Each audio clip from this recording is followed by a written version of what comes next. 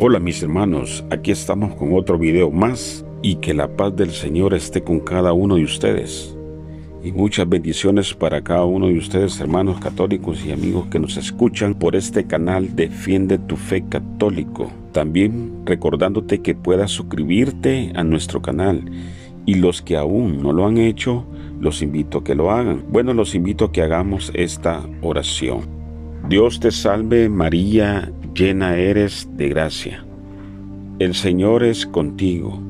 Bendita tú eres entre todas las mujeres, y bendito es el fruto de tu vientre, Jesús.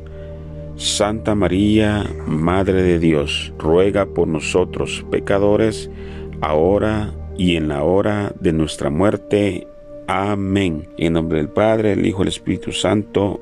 Amén.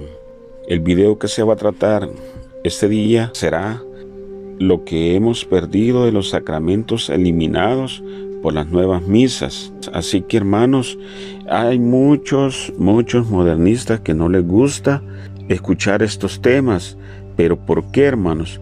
Porque ellos no aceptan que hubieron cambios en las nuevas misas. Y esto surgió, hermanos, del Concilio Vaticano II, donde 6 protestantes cambiaron esta misa junto con Pablo VI. Así que, hermanos, yo les dejo este video.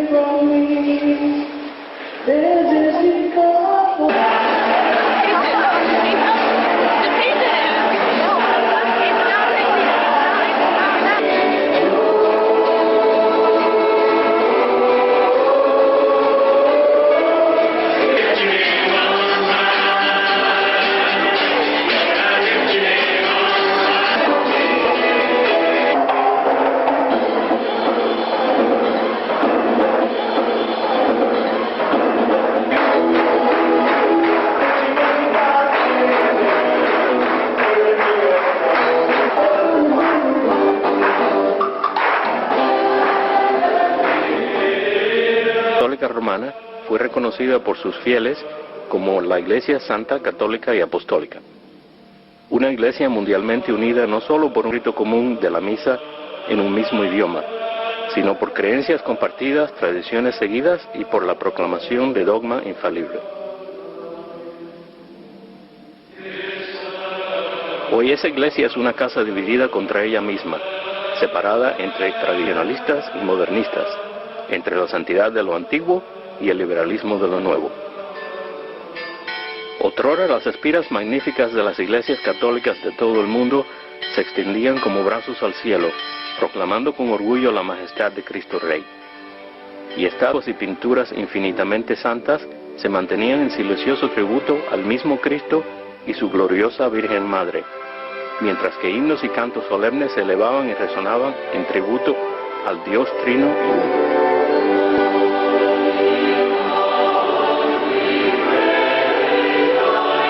Pero en el siglo XX hemos visto abrirse camino a las fuerzas ardientes de la Reforma liberal.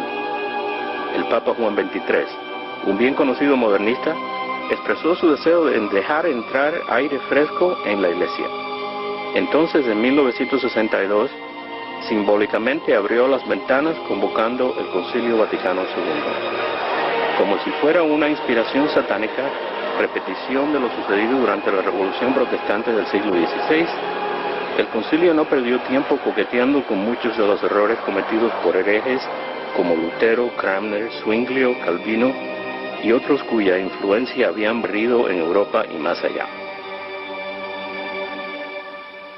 Los modernistas conciliares incluyeron a los que previamente atacaron las doctrinas fundamentales de la Iglesia, que habían cuestionado la divinidad de Cristo como también la virginidad perpetua de su Santísima Madre. Además, habían desafiado la veracidad del pecado original, el infierno, la transubstanciación. Y su influencia se manifestó en las proclamaciones del Vaticano II, que facilitaron el camino para eventualmente alterar los ritos de todos los sacramentos. Las exigencias para reformar la Iglesia sonaban a lo largo de la Basílica de San Pedro, dando eco a las exigencias de Martín Lutero de unos 400 años antes. Y antes de que terminaran las sesiones finales del concilio, los cambios se insinuaron dentro de la misa. El Vaticano II terminó en diciembre de 1965. Ahora las fuerzas liberales, de las que habían advertido algunos papas previos, explotaron con furia errada.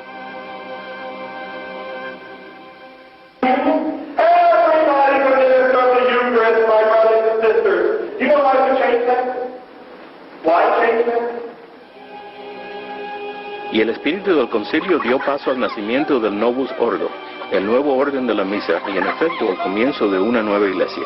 El mismo Pablo VI, siempre partidario del Vaticano II, más tarde reconoció que muchas nubes, tormentas y oscuridad habían seguido al concilio, y que el humo de Satanás había entrado a la iglesia. Pero ni aún él pudo prever la destrucción y desacralización que se acercaban. Un aspecto obvio de la revolución del Vaticano II es el cambio en la arquitectura de la Iglesia. En los últimos 30 años, muchas estructuras antiguas y magníficas han sido modificadas o destruidas. Y después del Vaticano II, la jerarquía ordenó que los grandes templos, que también son obras de arte, ya no se construyesen porque son un agravio al pobre. Salvo raras excepciones, la construcción de estructuras nuevas y magníficas dedicadas en honor a Dios fueron reprimidas. Y la advertencia de Judas a María Magdalena de que no se malgastara dinero en el servicio de Dios se repite en la sensibilidad de lo socialmente correcto que inspira actualmente el diseño de tantas iglesias católicas. La mayoría de estas nuevas estructuras no solamente son estéticamente nulas, sino que a menudo se asemejan a templos paganos. Y otras ya no se llaman iglesias, sino comunidades.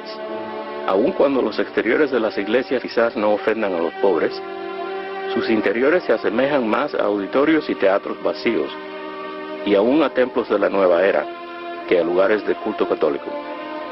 Al mismo tiempo, los interiores, una vez sagrados de iglesias antiguas, han sido transformados en simples fachadas, privadas de gracia y solemnidad pasadas. El mobiliario tradicional y santo que por generaciones fuera identificado exclusivamente como católico ha sido destruido, en lo que puede parecerse a la destrucción y desacralización forjados por el reino de terror de la Revolución Francesa en los años que siguieron al Vaticano II.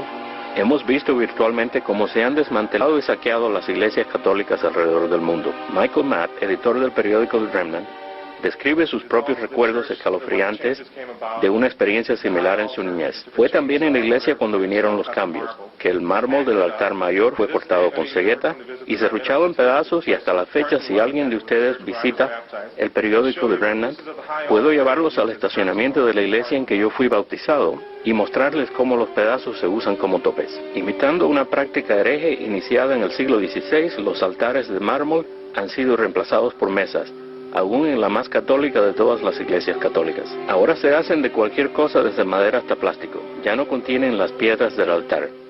Carecen de lo sagrado que tenían los altares improvisados en el frente de batalla de la Segunda Guerra Mundial. Sin embargo, estas mesas de carnicero parece que fueran lo adecuado para lo que en la iglesia del Nuevo Orden se ha convertido en cena comunitaria, en vez de sacrificio incruento ordenado por Cristo. Parece que Lutero, después de todo, triunfó en la iglesia moderna. Y nuestro Señor ha sido relegado a una posición de desconocido. No solamente su imagen ha sido despojada de las cruces en iglesia tras iglesia, si es que aún quedan algunas cruces, sino que los tabernáculos que contienen el Santísimo Sacramento junto con las lámparas del santuario han sido eliminados del lugar principal de honor sobre el altar y consignados a sitios insignificantes o apartados a diferentes salas. Todo esto a pesar del decreto de la Sagrada Consagración de Ritos del año 1957, prohibiendo categóricamente que los tabernáculos estuviesen situados fuera del altar.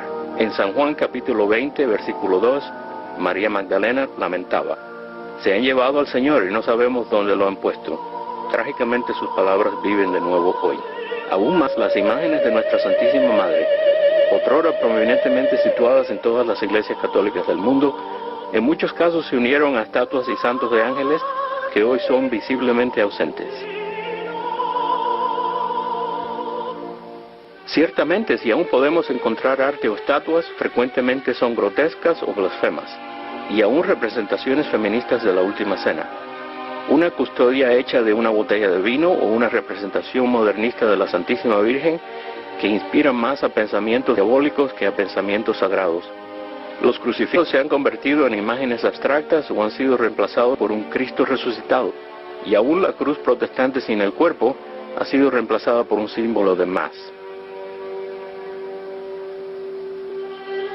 Los accesorios tradicionales de la Iglesia que han sido víctimas del modernismo se comprenden en una larga y triste lista. Reclinatorios y comulgatorios ya no se construyen en las nuevas iglesias y han sido eliminados en muchas iglesias antiguas. Los altares laterales casi han desaparecido. Y los vitrales que un día representaron la historia de la Iglesia y las vidas de los santos han sido reemplazados por mosaicos inútiles que no significan nada. Basta ya del espíritu del Vaticano II. Otrora las iglesias católicas eran lugares solemnes de oración, donde se observaban silencio y dignidad en reverencia a la presencia real de Cristo. Hoy día son centros sociales de reunión, llenos de ruido irreverente, como si se estuviera en un teatro, cine o estadio de deportes, y en muchos casos la oración y contemplación reverente han sido reemplazados por danzas interpretativas. Así como la modestia en el vestir fue víctima de los excesos de los años 60, hoy día la vestimenta, otrora conservadora de los hombres y las mujeres con mantilla en la cabeza, han sido reemplazados por vestidos que son más apropiados quizás para un día de campo. Pero estas señales exteriores de falta de respeto no solo se limitan a los fieles. En la iglesia posconciliar, el clero parece que prefiere vestirse como seglar en público y actuar de artistas en la misa. Y no solo se debaten como si fueran nuevas las ideas del cielo, el infierno y el purgatorio, sino que incluso el concepto del limbo se reinterpreta en el santuario. Y en muchas parroquias el papel del sacerdote se ha convertido en menos espiritual y más como el de trabajador social o de artista que actúa más en lo políticamente correcto que como vehículo para salvar almas inmortales. Las monjas incluso han abandonado sus hábitos tradicionales. John Benary, editor del periódico Catholic Family News, vio estos cambios desde la primera fila de un colegio católico. Cuando yo estaba en primer grado, lo único que podíamos ver de Sister Joanne Labouré era su cara y sus manos. Cuando llegué al octavo, pude ver que Sister Kevin Leonard tenía cabello rojo y venas varicosas. Inclusive algunos príncipes de la iglesia han adoptado vestimentas designadas para expresar posiciones sociales o políticas, en vez de encarnar rituales, mientras que otros se ponen vestidos inspirados en el paganismo en nombre de la diversidad y cultura. El Papa Pablo VI estableció los precedentes para los cambios cuando, en 1964, se dio su anillo papal y crucifijo al budista U Thant, entonces secretario general de las Naciones Unidas. Y dirigiéndose a esa organización de gobierno mundial, el Papa dijo: los pueblos de la tierra se tornan hacia las Naciones Unidas como la última esperanza de paz y armonía. He aquí una curiosa declaración del vicario de Cristo. El nuevo crucifijo papal, adoptado posteriormente por Pablo VI y usado por sus sucesores, contiene una cruz desformada e inclinada y un Cristo delgado con las piernas abiertas, una imagen atribuida a los satanistas del siglo V. La tierra papal, con sus tres aros que representan a la Santísima Trinidad, ha sido abandonada. Pablo VI nunca más se la puso después de su investidura, eligiendo la mitra de obispo en su lugar, y proclamando en 1975 que en el futuro al pontífice no se le exigiría ponerse corona. Su sucesor, Juan Pablo I, eligió no ser coronado papa, y declinó la coronación tradicional. Optó por una ceremonia que él mismo ayudó a diseñar, y fue el primer papa que no usó la corona que siempre simbolizó el liderazgo de la Iglesia Católica Universal. Juan Pablo II siguió su ejemplo. Pero la vestimenta eclesiástica o la ausencia de ella no son lo único de la nueva Iglesia que ofende.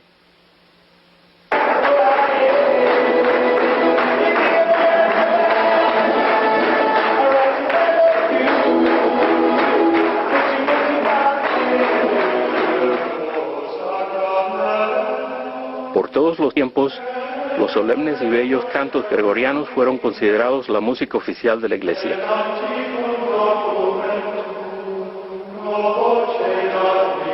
Y según pasó el tiempo, la música más espléndida jamás compuesta por los grandes maestros fue escrita para la celebración de la misa.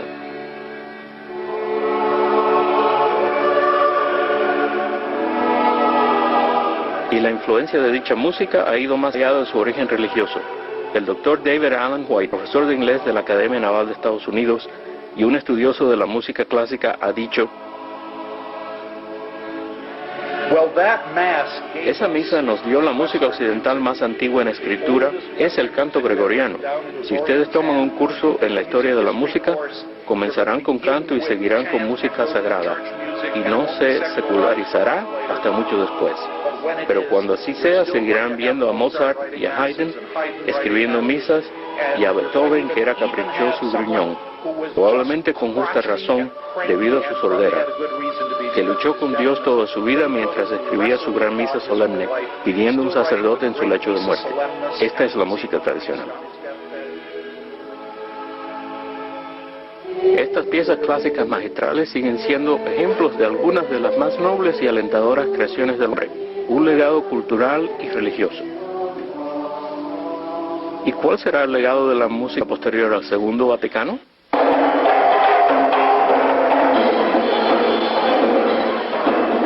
Pero hay cambios en la Iglesia moderna que van más allá de lo que se oye y se ve. Cambios menos visibles, pero mucho más importantes. Indudablemente influenciados por la presencia de un gran contingente de observadores no católicos en el concilio, las reformas decretadas por la Constitución de la Liturgia del Concilio Vaticano II llevaron a enmiendas arrolladoras en los ritos de los 7 sacramentos.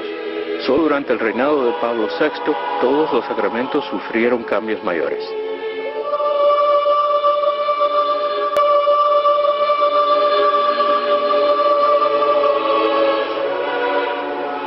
Un ejemplo importante es el sacramento del bautismo. El nuevo rito, visto aquí durante una misa del nuevo orden y realizado por un diácono mientras que el sacerdote observa, tiene gran semejanza al orden del bautizo que creó Lutero en 1526. El rito tradicional católico incorpora ciertas cosas como exorcismos, al soplar al bautizando, las oraciones correctas, la aplicación de la sal y la unción antes y después del bautismo. Todos son elementos que fueron eliminados por Lutero y que también han sido eliminados en la Iglesia moderna. Y ahora parece que la ceremonia del bautismo es solamente una iniciación a la comunidad cristiana en vez de la redención del pecado original.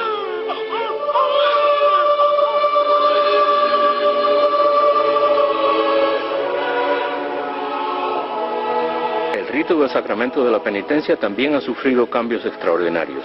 En 1977, un nuevo rito de reconciliación fue decretado para la Iglesia Universal, y la palabra confesión desapareció como un detalle histórico. Pero la confesión es uno de los aspectos que distinguen a los católicos de los protestantes y de otras religiones y sectas.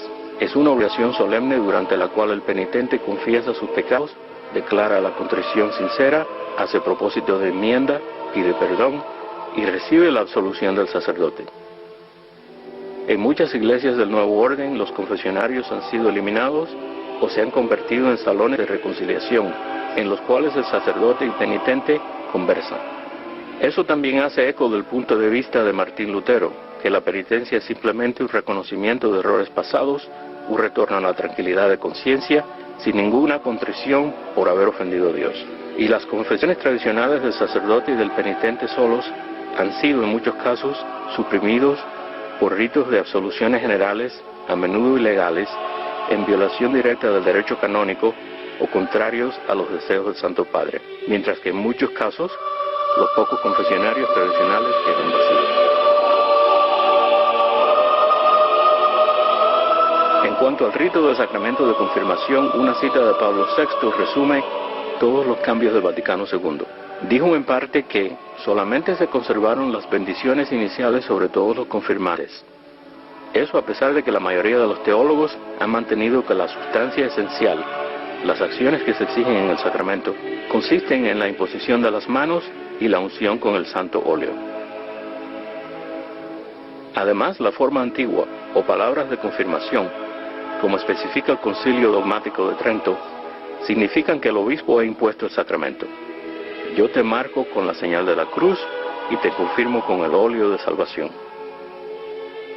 Pero las palabras nuevas, quedas marcado con el don del Espíritu Santo, se asemejan solo a una simple bendición, que ha sido impartida en un juego de grandes ligas en un estadio de béisbol, mientras que la congregación de fanáticos comen hot dogs y cantan himnos alusivos al juego. Una imitación grotesca del sacramento que llama al receptor a ser un soldado de Cristo, como fuera encarnado en la gloriosa Juana de Arco.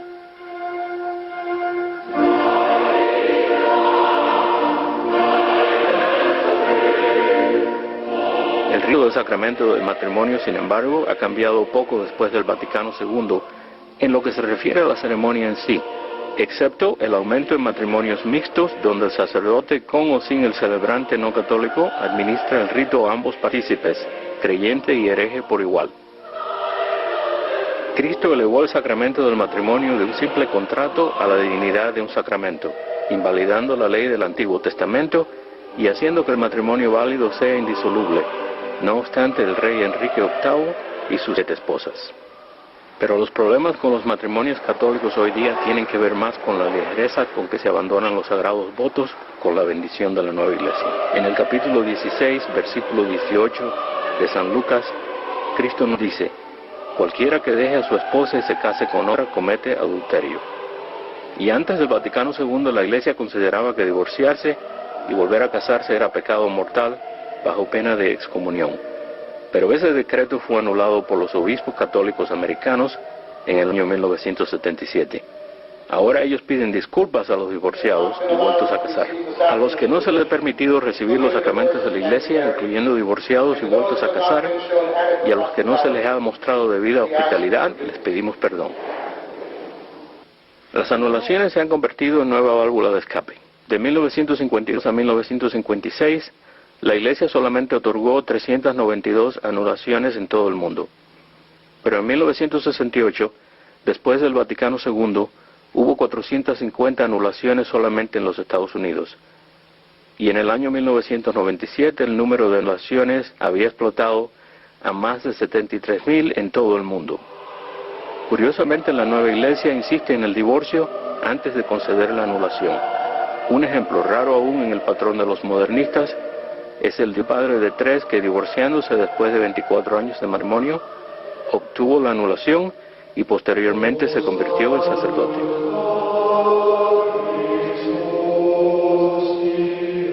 Pero estos incidentes son poco en vista de los cambios que ocurrieron en el rito del sacramento de la orden sacerdotal. El Vaticano II decretó oficialmente que los ritos de las ceremonias y sus textos fueron corregidos. Y sin duda que fueron corregidos, a pesar de la declaración del Papa Pío XII en Sacramentum Ordinis, que a nadie se le permitiera cambiar el rito.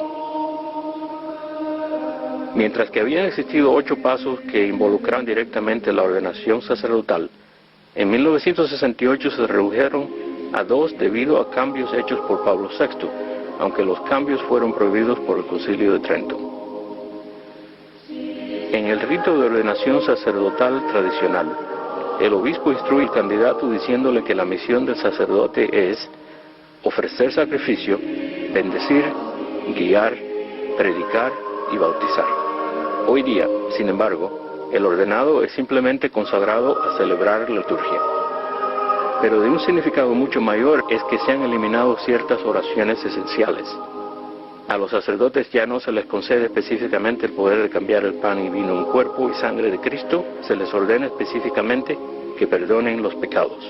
Estas omisiones son paralelas a la eliminación de numerosas oraciones de ordenación de los reformadores protestantes del siglo XVI, como el rito del nuevo orden, que reduce al sacerdote a presidente de la asamblea.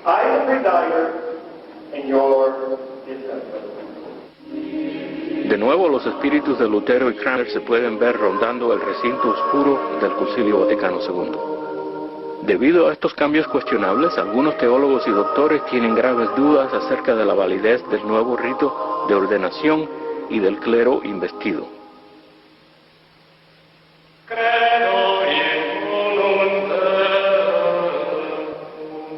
Otro cambio deplorable en los ritos de los sacramentos es la extrema unción, comúnmente llamado el último rito, llamado así porque en muchos casos es el último sacramento de la vida del receptor. Es literalmente la última oportunidad de recibir la gracia especial antes de enfrentarse al juicio de Dios, y es administrado por un sacerdote cuya misión principal es la salvación de las almas. Este rito fue reemplazado obligatoriamente en 1972. Se llama la unción de los enfermos.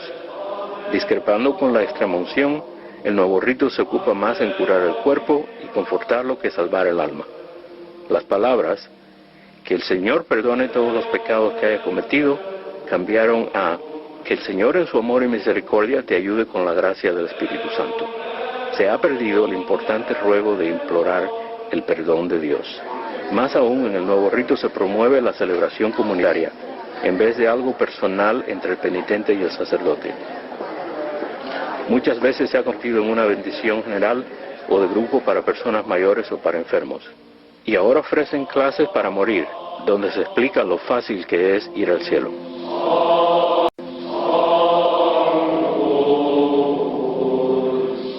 Pero hay algo más importante, más trágico y más doloroso de lo que hemos perdido en la división de tradicionalistas y modernistas. Va al mismo corazón y alma de nuestra fe. Es el sacramento de la Sagrada Eucaristía, el santo sacrificio de la misa. La misa tradicional en latín ha sido transmitida cuidadosamente a través de los años. La verdad de nuestro Señor, tal como fue recibida por los apóstoles. Para mantener esa verdad, el Papa San Pío V codificó e infaliblemente canonizó la misa para todos los tiempos y en perpetuidad, en Quo Primum. Esta bula papal de 1570, con toda su autoridad, termina con un aviso. Cualquier persona se atreva a cambiar este decreto, déjenle saber que ha incurrido la ira de Dios Todopoderoso y de los santos apóstoles Pedro y Pablo.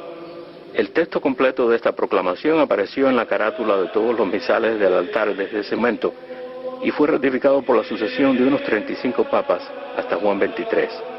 Pero el Papa Pablo VI, ignorando la advertencia de San Pío V, estableció una comisión para instituir las reformas ordenadas por el Vaticano II, muchas de las cuales reflejaban las poderosas influencias de observadores no católicos que asistieron al concilio. Luego, en el año 1969, Pablo VI impuso el nuevo rito de la misa a la feligresía católica mundial. De nuevo, John Venere. El periodista Jean Guitton, muy amigo del Papa Pablo VI, confirmó que el firme propósito del Papa fue protestantizar la liturgia. En una entrevista de radio, Guitton dijo: la intención de Pablo VI fue reformar la liturgia católica para que casi coincidiera con la liturgia protestante. Pero lo curioso es que Pablo VI hizo esto para que se asemejara lo más posible a la cena protestante del Señor. Pablo VI tenía la intención ecuménica de eliminar lo que fuera demasiado católico, para asemejarla más a la misa calvinista. El nuevo orden de la misa, o Novus Ordo, quedó marcado por sus claras concesiones al ecumenismo, pero no es sorprendente a la luz del hecho de que lo escribió el arzobispo Annibale Bugnini, un conocido masón con la ayuda de 6 ministros protestantes. Al principio el nuevo rito de la misa no parecía diferente, solamente un alejamiento gradual del latín. Luego los misales pequeños en inglés, darse la señal de la paz y la mano.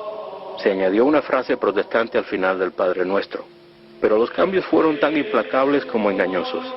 Y hemos despertado dándonos cuenta que hemos perdido muchos puntos esenciales de la doctrina católica. Por ejemplo, el reconocimiento de la presencia real de nuestro Señor en el altar. Ahora está la pregunta de la sustancia apropiada para la Sagrada Eucaristía. Los ingredientes correctos.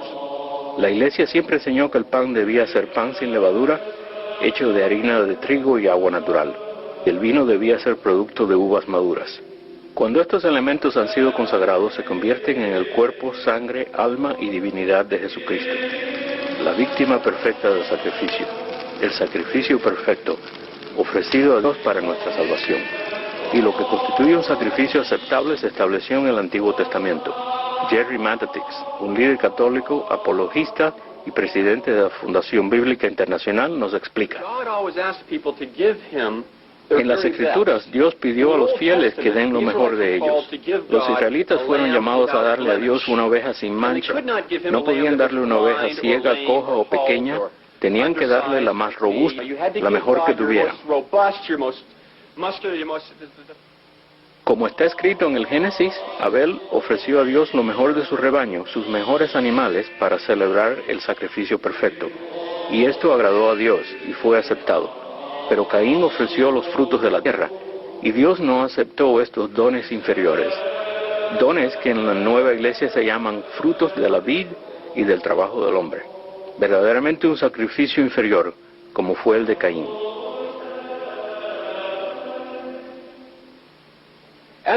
Como resultado, si le ofrecemos a Dios la nueva misa, el sentido común nos dice que le estamos ofreciendo algo inferior a Dios. Menos noble, menos maduro, menos sublime, menos elevado, menos exacto, menos glorificante, menos majestuoso, menos trascendente que si se le ofreciera el antiguo rito. ¿Y qué más inferiores son los llamados sacrificios en las iglesias del Nuevo Orden, donde las galletas o cualquier otro producto horneado sustituyen el pan sin levadura, donde el jugo de fruta o bebidas gaseosas toman el lugar del vino, donde la sangre consagrada de nuestro Señor Jesucristo se desecha entre vasos sucios como después de una fiesta? Peor aún son las revisiones de la forma de la Sagrada Eucaristía, las palabras que Cristo mismo usó durante la consagración. Han sido cambiadas tan drásticamente en las nuevas oraciones eucarísticas que la transustanciación, el cambio del pan y vino al cuerpo y sangre de Cristo, se hace cuestionable. La declaración de Cristo de que su sangre fue derramada por ti y por muchos ha sido cambiada a por ti y por todos. La diferencia entre las palabras muchos y todos es obvia, y este cambio introdujo un concepto de salvación que incluye a todos, que claramente no fue la intención de nuestro Señor.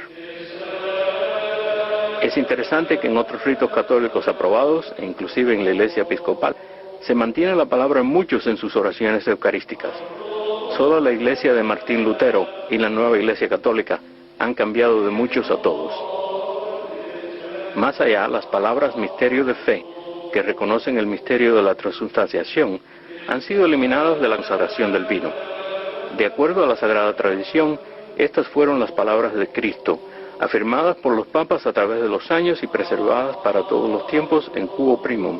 Pero en la nueva misa de Pablo VI, estas palabras se refieren a la declaración amistosa protestante: Cristo ha muerto, Cristo ha resucitado, Cristo volverá. Más una afirmación de lo obvio en vez de un artículo de fe, y ciertamente no un misterio. Se han perdido también de la misa las oraciones al pie del altar, y muchas de las oraciones del ofertorio, y las oraciones leoninas. Unas 35 oraciones en total, borradas junto con numerosas reverencias, símbolos y gestos que las acompañaban. Y borrado también el último evangelio. En su lugar no nos sorprendería escuchar que el Padre ha abandonado el edificio. También en la nueva iglesia se ha perdido la noción que solo las manos consagradas del sacerdote pueden tener contacto con el sagrado cuerpo de nuestro Señor. Nada menos que la autoridad de Santo Tomás de Aquino, el doctor y ángel de la iglesia, ha declarado: en reverencia al sacramento, solo las manos consagradas deberán tocarlo. El Concilio de Trento enfatizó que aún las manos del sacerdote que han tocado el cuerpo consagrado de nuestro Señor no deberán tocar nada más, ni incluso el cáliz sagrado, hasta que hayan sido lavadas con agua y vino sacramental.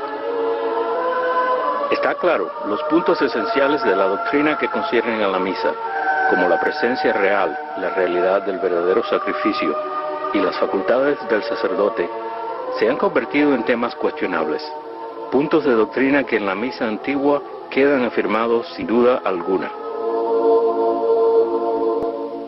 Refiriéndose a lo externo de la misa, uno de los más alarmantes cambios incluye el uso de mujeres monaguillas, inicialmente prohibido por el Papa, y la sustitución de una mesa por el altar. Han eliminado los crucifijos. El sacerdote da la cara a la gente. La Eucaristía es ofrecida en las dos especies: comunión en la mano y ministros eucarísticos. Esta última abominación es permitida en la nueva iglesia a pesar de haber sido contrariamente juzgada por la debida autoridad.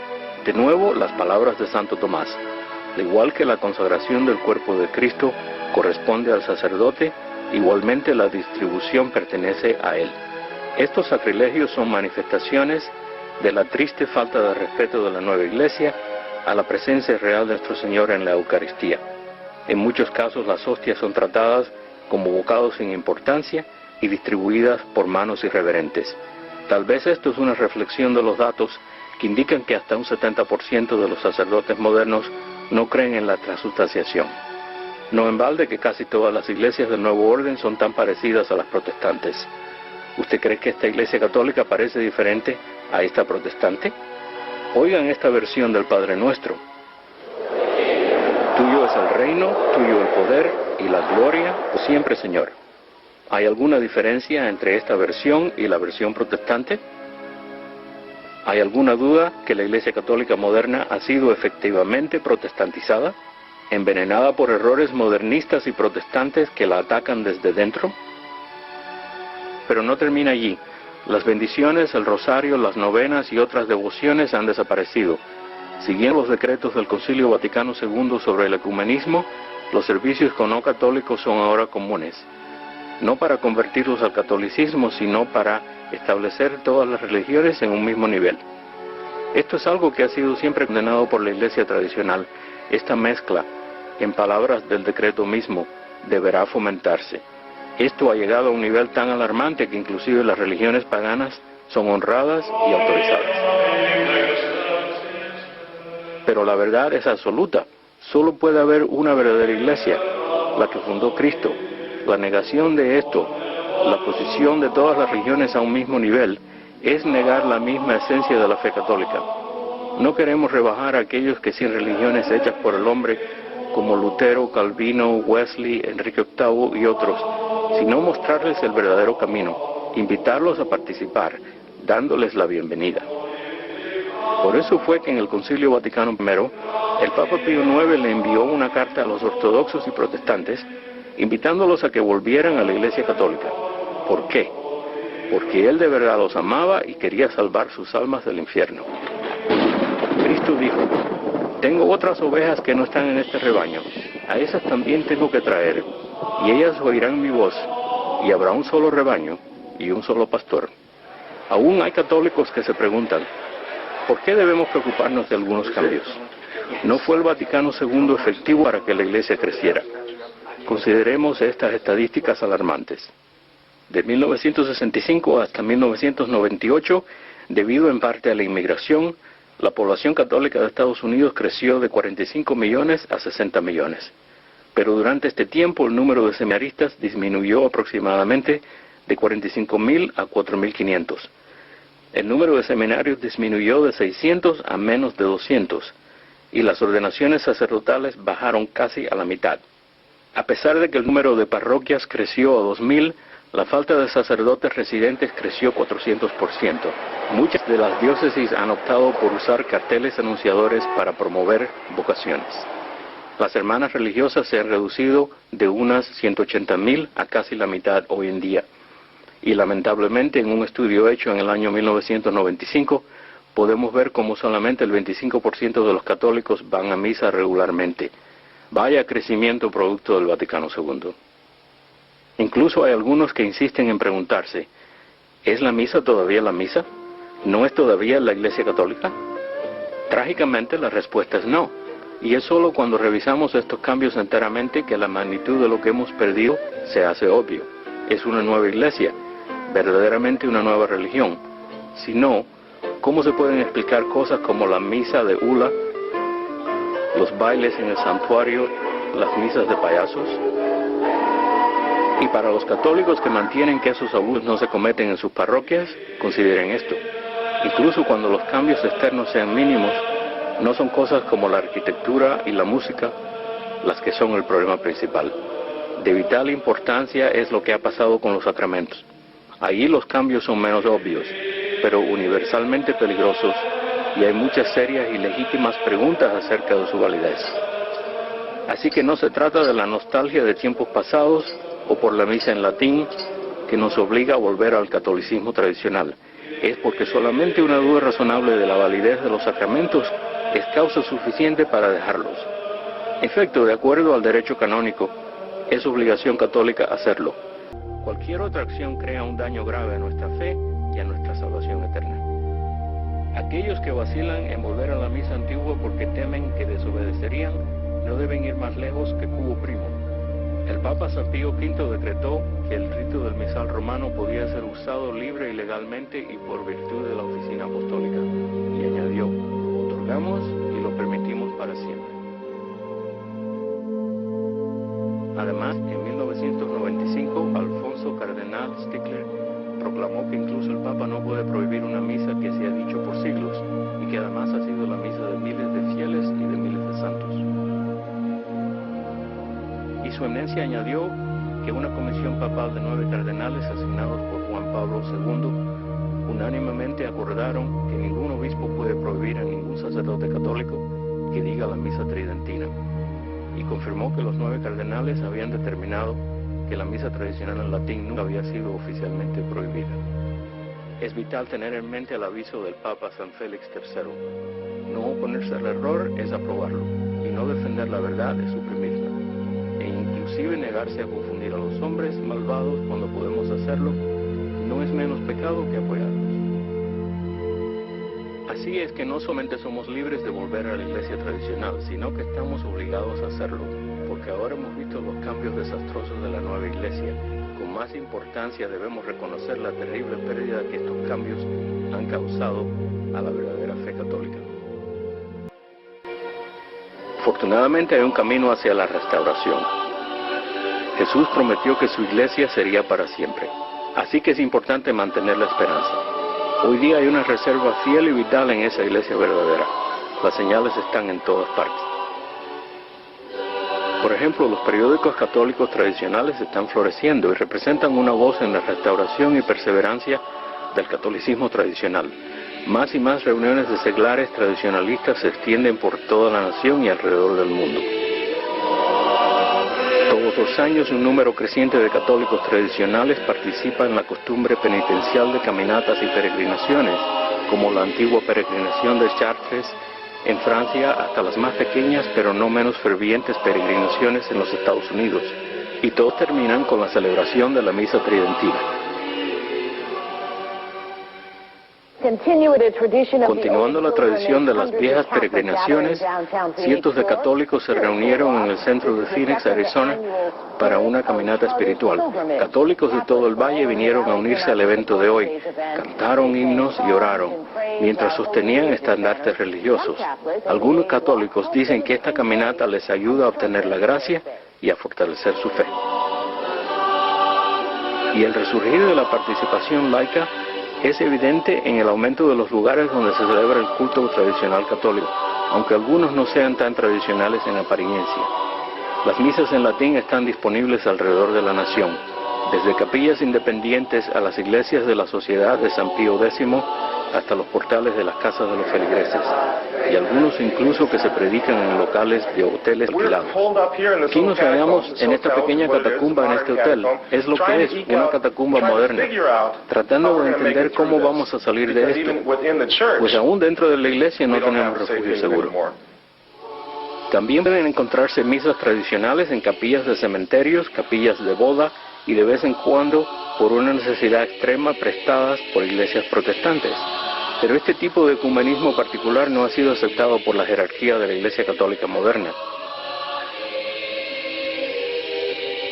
Y las misas tradicionales se celebran en casas elegantes donde incluso un piano, con los requisitos indispensables, sirve de altar. Otras se realizan a cabo en lugares más modestos, donde a veces significa que las personas traen sus propios reclinatorios. Gracias al directorio publicado por el padre M.E. Morrison, pueden localizarse fácilmente las capillas tradicionales a lo largo del país. Y como las iglesias católicas antiguas todas ofrecen la inalterable, inmutable, solemne y sagrada misa de todos los tiempos, la misa tradicional en latín.